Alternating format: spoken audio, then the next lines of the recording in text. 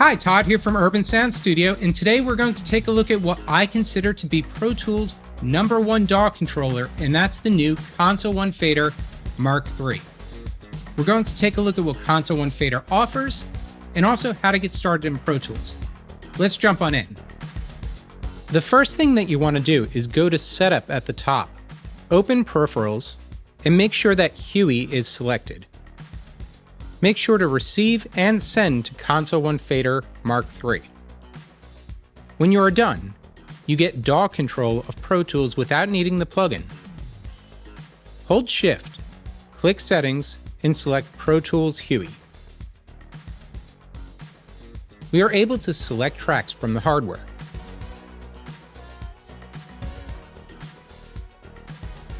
We can select tracks in the software and notice that the hardware follows the DAW.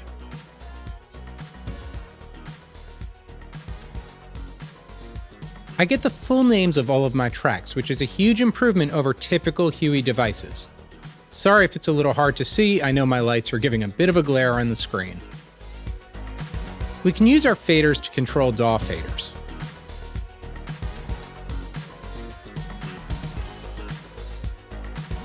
And one of the unique features is being able to find unity easily through haptic feedback.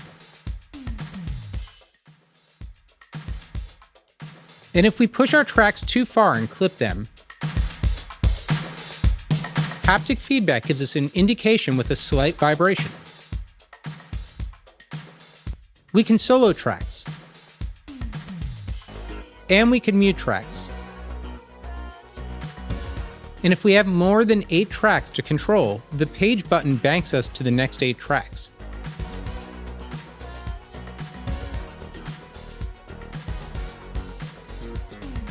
If we hold Shift, we can offset the 8 tracks by 1 track at a time. Fader always follows the DAW mixer, so if I click track 1, 2, or 3, we can see them selected. But if I collapse my folder, you can see track 2 now becomes the bass. If I collapse the bass folder, track 3 now becomes the vocal bus. So Fader always follows the DAW mixer.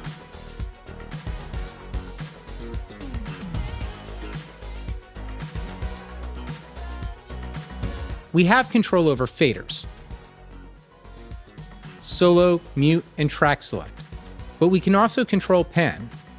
If I select my drums, solo them, and then use the pan knob, I can control the left side of a stereo track.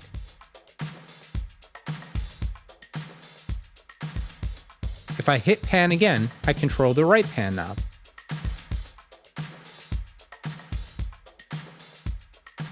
On a mono track such as my kick drum, I'll have the left pan setting control the single pan knob.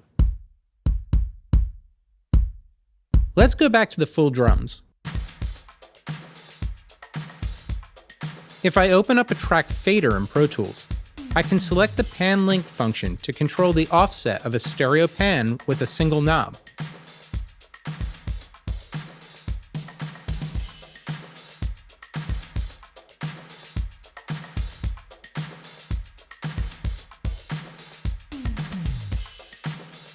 Let's unlink and go hard left and right, and then select the inverse pan button.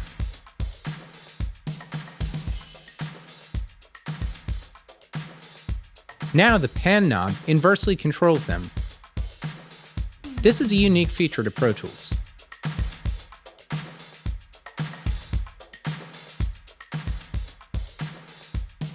The other mode in Huey mode is to hit the param button and control up to 6 sends. I'll open up my chamber, Zara reverb, and tape echoes. Select the send you want, and then send to an aux track.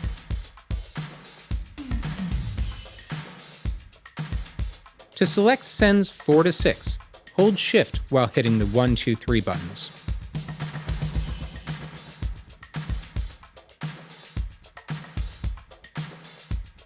When you're done, click param again, and you're back to controlling your volumes, pan, solo, mute, and track select. Now for those of you who want to insert the Console 1 plugin, you could take things even further. Hold Shift and click Settings to enter Console 1 mode. let's turn on our on-screen display. I'm focused on my drums.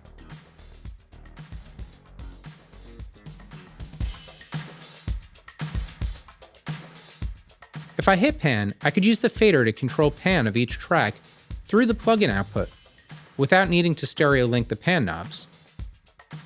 And haptic feedback helps me find where the center point is, making pan automation feel really intuitive.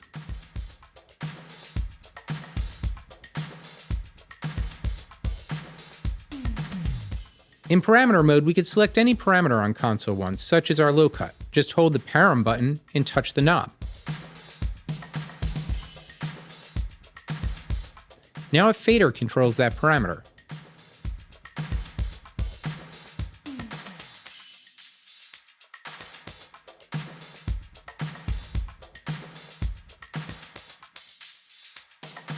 Want to go back to volume mode?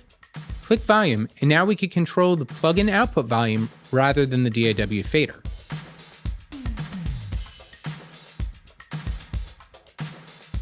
So in this mode, we can adjust plugin output volume, and Huey controls the DAW fader. This gives you the ability to be able to select which workflow you want to use. Let's assign another parameter. I'm going to make a boost. Hold the param button and touch the frequency knob. In this mode, I have haptic feedback telling me when I cross over discrete parameters such as selectable frequencies.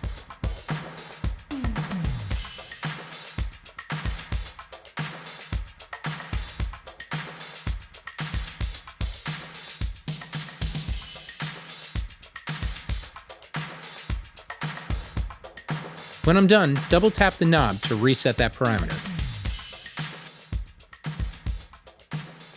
This can be used in a creative way. Let's make a high-mid boost, and then assign parameter mode to the frequency.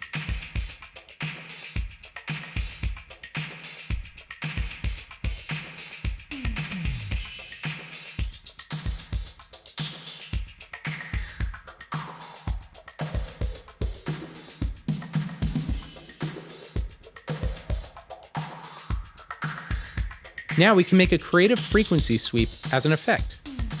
Once again, when you're done, double tap a parameter to reset it. One of the great features in Console 1 mode is to use Favorites mode. Let's select our drums and hit Favorites. I'll take myself out of solo.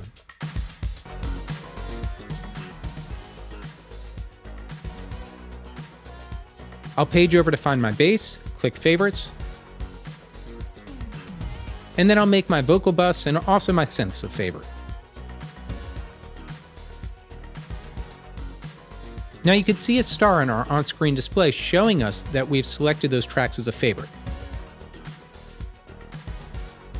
If I shift-click Favorites, I enter Favorites mode and I collapse my session to show only my favorite tracks.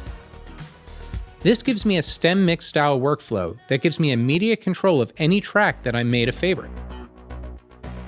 This is great for controlling plugin volume or pan in Pro Tools, or you can use any of the processing from Console 1 channel. When you're done, hold Shift and click Favorites to put you back into your full session. So as a quick review, everything I did with the 10 faders was in Console 1 mode and lives within the Console 1 plugin. And when we're in Huey mode, we have control with 8 faders, and our faders are controlling DAW parameters within Pro Tools. It gives you the best of both worlds.